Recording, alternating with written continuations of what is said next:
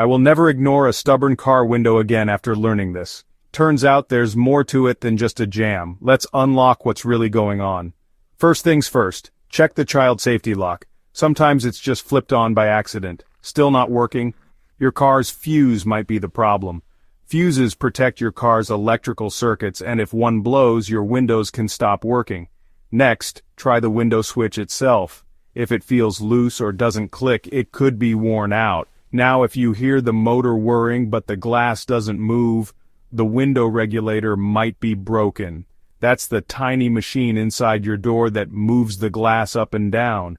But if you don't hear anything at all, even a faint sound, the motor or wiring could be the issue.